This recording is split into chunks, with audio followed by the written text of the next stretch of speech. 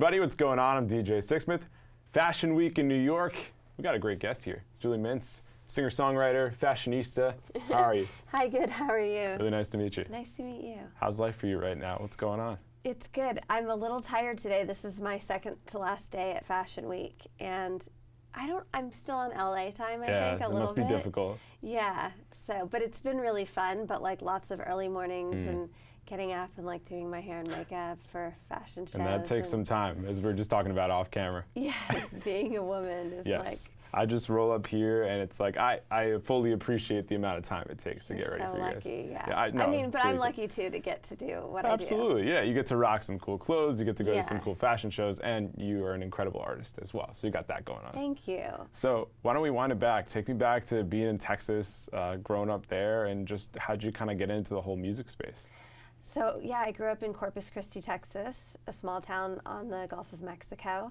And I grew up listening to country music, really, like Dolly Parton, June Carter Cash, and then really like 80s and 90s country. I loved like Shania Twain and Faith Hill.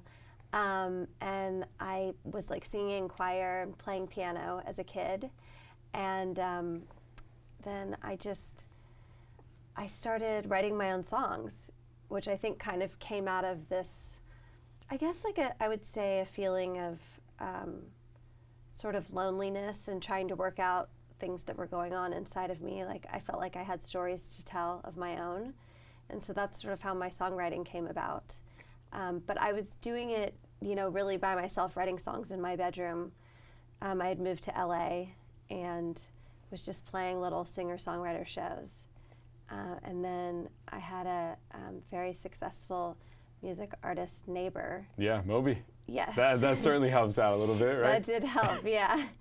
I had just been toiling away in my bedroom, and then I lived in this little rental house in a canyon in LA, and it was in the shadow of a big castle. Oh, wow. Yeah, which sat empty for a couple of years while I lived in the little rental house.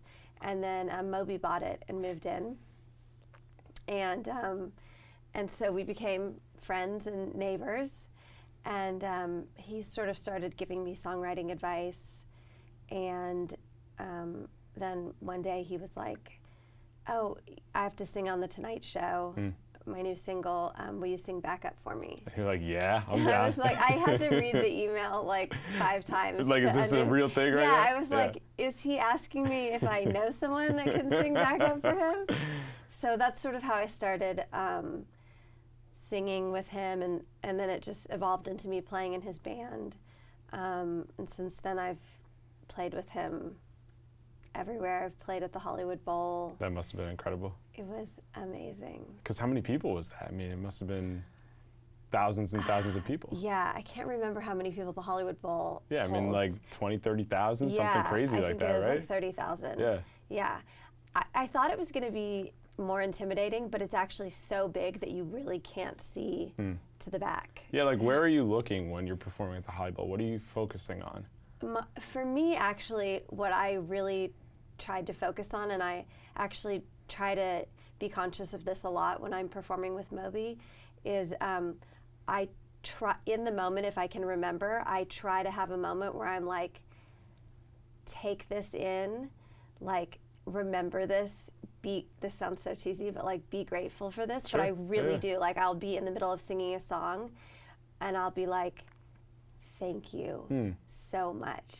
Like just really appreciate this moment. Yeah, because you realize where you came from. You realize, the little places you were playing as a singer-songwriter, and to be playing at a place like that, like you have to pinch yourself and be thankful. So I do remember when I was at the Hollywood Bowl, like and it's pretty dark, you can't really see out. I really remember just being like, just breathe and like remember this moment instead of, being stressed and letting it pass me by. So do you find it more daunting performing in front of like a small intimate crowd then compared to something like that? I feel like in general, yeah, and especially when I'm by myself, because I think that I have that like really sensitive artist nature. And so like I've always written songs, to sort of like express something that I'm trying to work out within myself, not necessarily because I wanted to be like the front person, like getting a lot of attention. And so for me, when I have to do like little intimate shows, I do have like a lot of performance anxiety. And, you know, I'm not doing it to be like a ham or the center of attention, which is why I've really enjoyed performing with Moby, because I know that people are really there to see him. So I get to like do the musical part and sing and be on stage, but not have the pressure of feeling like I need to, you know, like entertain. No, because some people are doing it to entertain, but you're kind of going through this therapeutic process where you're working through stuff and working through layers of your emotions, and to do that in a public forum must be pretty fascinating, you know, pretty scary. Oh my God, it's really scary. I'm also like, I feel like a big part of my neuroses is I'm a perfectionist, which is like really scary when it comes to music, because it's so intricate. Right, like, and there's no perfection. No, and like you can't control it, and I'm like, I can't always control my voice, and so that's really scary. And then it's like, I feel like once I conquer one thing, like I have gotten more comfortable performing live, but then I feel like my mind will find something else to focus on to be anxious about. So now my new thing is like, oh, I have to talk in between the songs and entertain people. So it's like always something new. But, you know, some people love that aspect of it. They want to like be up there with the mic, like, you know, give them a microphone and they'll never shut up. No, that's really interesting. And for you too, you're just trying to work different things out. And also like you're honest about it too. You know, some people kind of run away from the whole anxiety thing and just put it in the corner, but I think it's cool that you're honest with yourself about it. So when did you get to the point where you're like, this is what it is, I can talk about it, and now I'm going to deal with that? Yeah, I feel like definitely with anxiety, it's like a natural reaction to want to just like hide it and pretend like everything's okay. And I feel like I had done that for a long time. I would say like probably a lot of therapy has helped. No, it's huge. And I kind of realized that it helps to just acknowledge it.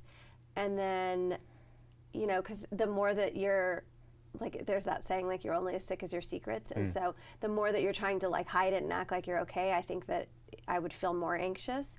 But then I also kind of realized that everybody has things that they're nervous about. Absolutely. Yeah. And so I felt like it was okay to share that, and that people would understand, and maybe, and also like, I feel like a lot of people, the number one fear really is like public speaking or public performing. So I feel like a lot of people can understand that. Or just like fear of the unknown too, because we start thinking about things in our heads and we think it's going to be so awful and horrible, and then it happens and you're like, that wasn't that bad. But it's the build up to it that can be such a big thing. Well, it's a lot of anticipatory anxiety for me, for sure. And I try to tell myself that, like, I'm like, you've done I talk to Moby about it a lot. He's like been a really big supporter for me emotionally.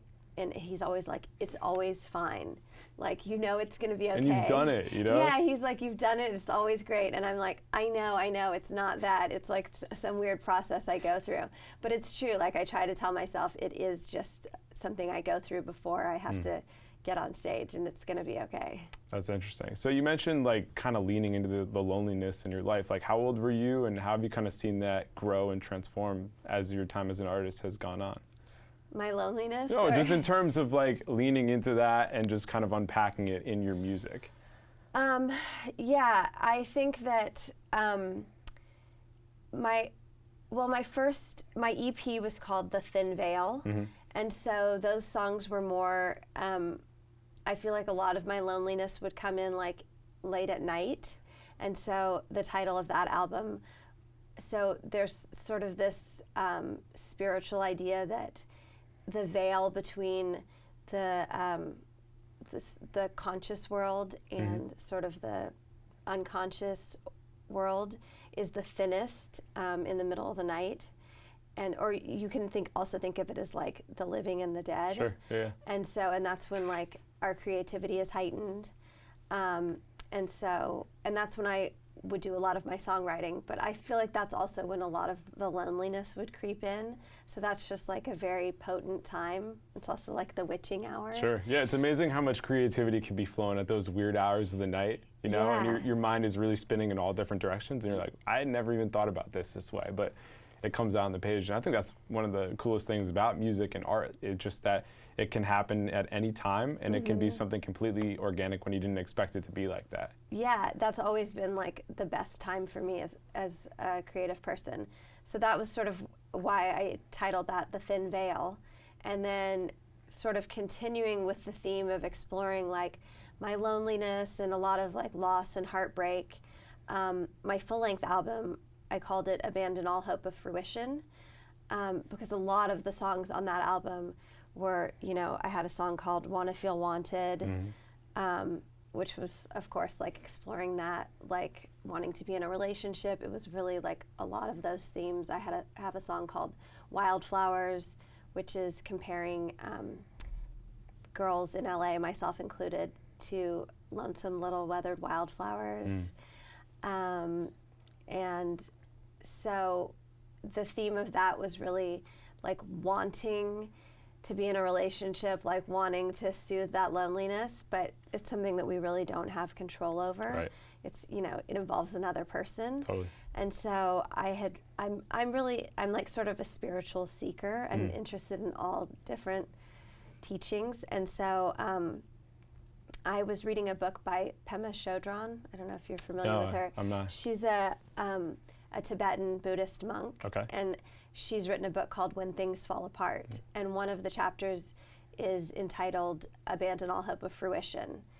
It's sort of a Buddhist teaching, and it sounds really depressing, but what she's basically saying is if there's something that you're really clinging to, then abandon the hope of that.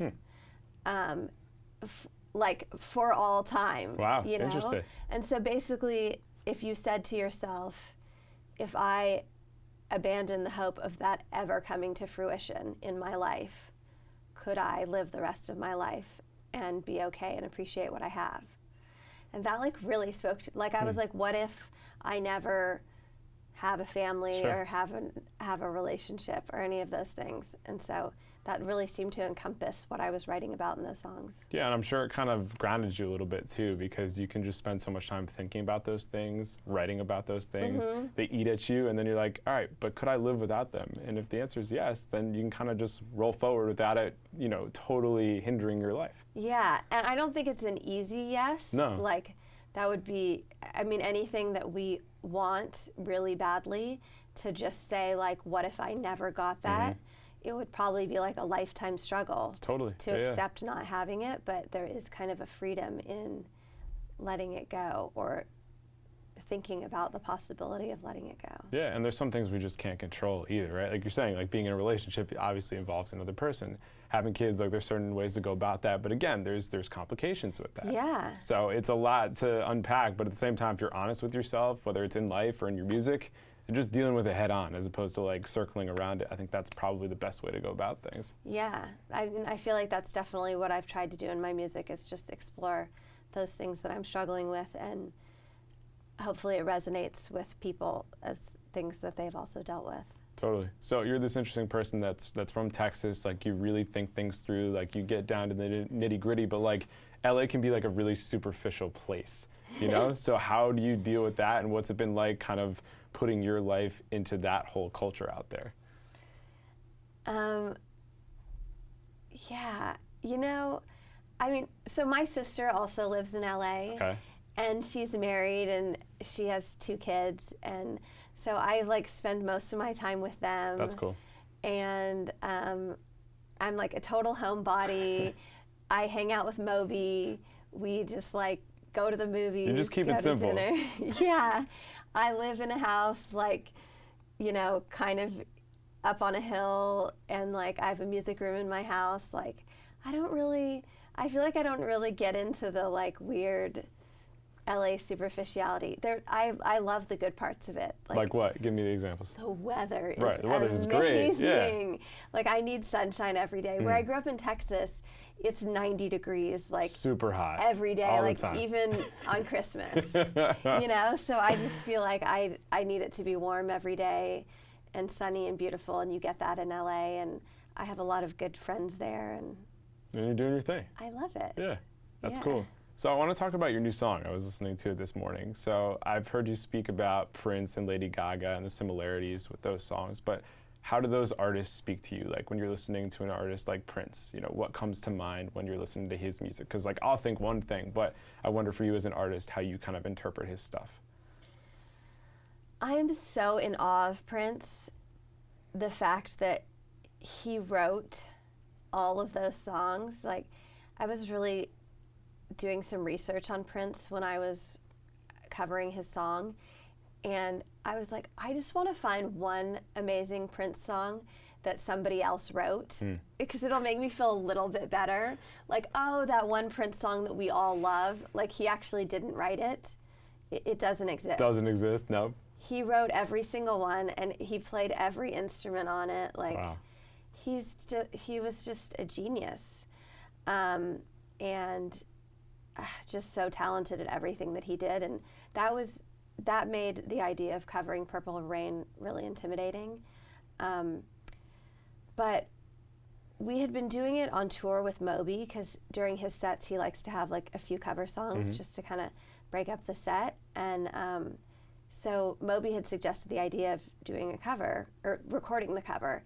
And I was like, you know, I really don't want to record a cover of a Prince song. And he was like, no, we'll do it like in your own style. It's not going to be like you're trying to, you know, rip off Prince. And so I was like, okay, let's try it, but like, you know, I want to see before we would release it or anything.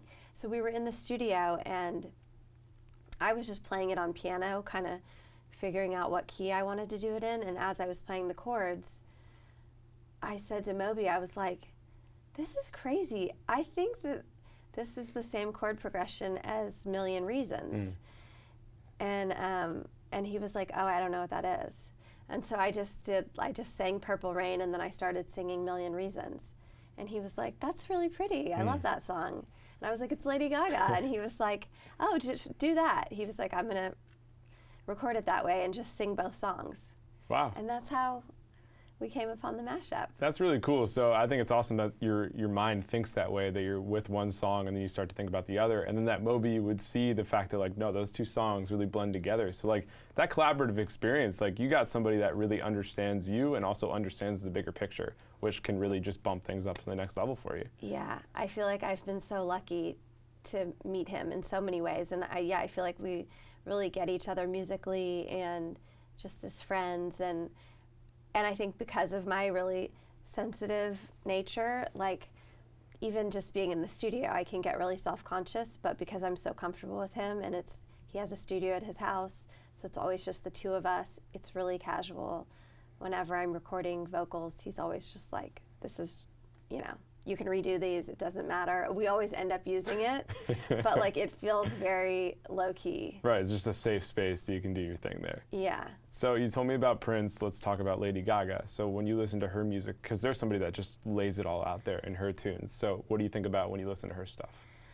So I feel like I was a little late becoming a Lady Gaga fan, but I loved A Star Is Born. Oh man, how good. So good. I'm obsessed with it. It's so good. It really is. And so after I saw A Star Is Born, I went back and was listening to all of her albums. And I was listening to Joanne on repeat. And so I somehow missed Million Reasons when it was on the radio and a hit, but I loved it when I heard it on the album. And so, because it's funny, because now when I tell people, like, oh, I covered this Lady Gaga, I'm like, I don't know if you know Million, everybody's like, yeah, I know. Like, yeah, we heard it a few years back.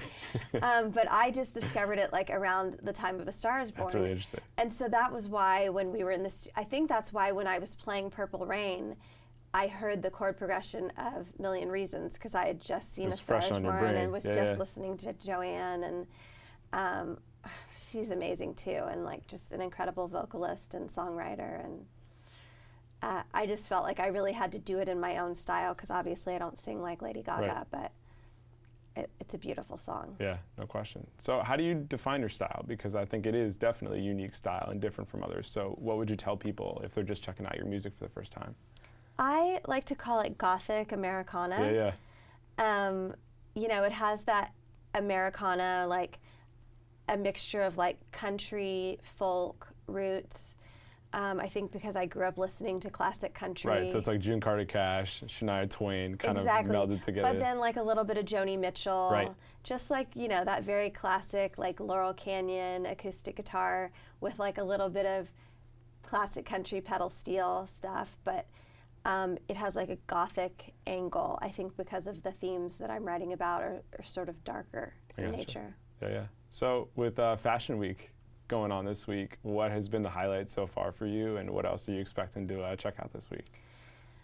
Okay, Fashion Week has been amazing. One of my favorites, I saw a swimwear show, a line called Chromat, and the whole show was very body positive. Yeah, yeah. And so they had like plus size models, they had an amputee, some trans women, and it was just really amazing to remember, you know, to not just see like airbrush pictures on Instagram, and to see actual real women in real life with like cellulite and different shaped bodies. And it just made me feel so much better about myself. I think when you just start to see over and over again so many sanitized pictures of like what we think are perfect women, it was like a really good reminder to remember how beautiful the female body is in all of its shapes. All shapes and ways, right? Yeah. No question about it. And oh my gosh, last night I went to a really amazing show by this designer named Hogan McLaughlin. And he does like these sort of cool Gothic designs, but Dr. Ruth was there. Oh, wow. There and you I go. was so excited. You were geeking out? I was like, this is the best sighting of Fashion Week. I'm obsessed with Dr. Ruth. Oh, you're all in on Dr. Ruth. I think she's incredible. She is. She's certainly still doing her thing. Yeah. I mean, I watched her documentary. She's like a Holocaust survivor. Yeah. She's so cool. No, you got to respect her. And like, I can't believe she's at a fashion show. That's true also. It's like, how did Dr. Ruth get to a fashion show? But who cares? Like, let's just enjoy this moment. I kind of wanted to talk to her. How do you not do that? Come on. I'm not really that person. I actually feel like she probably would have been really nice though, because she seems like she's like such a people person, but I didn't bother her. I just was really excited that she was sitting across the aisle. That's cool. So who, like, for example, you're in on Dr. Ruth. Who are some other people you look at, whether it's in fashion or in entertainment or music, that you're like, I'm really respecting what they're doing right now, or I just love this person here? Well, I love Patty Griffin. She's one of my ultimate songwriting idols. And then like really current people, I'm super into Brandi Carlile. Yeah, yeah. I think she's so amazing. And I just heard that she's doing a show at the Walt Disney Concert Hall in LA. She's covering Joni Mitchell's entire Blue album. Oh, wow. And Joni Mitchell's like my other ultimate songwriting idol. So I think that would be really cool to see. And I think there's so many amazing women in the sort of country crossover right now. Casey Musgraves, Maren Morris. Yeah, the Highway Women, what they're doing, right? Yeah. I love that album. I love Lana Del Rey. I think she's such a talented poet. So it really is like a beautiful poetry just laid out on a track there. It really is. Yeah. So cool. I'm a big fan of women. Yeah, you gotta. There's a lot of great stuff, especially from women right now in the industry, and you're certainly contributing to that as well. Thank you. Julie, great to meet you. So nice to meet you. Thanks so much. Thank you. That's Julie. I'm DJ. We'll see you next time here on The Sit Down.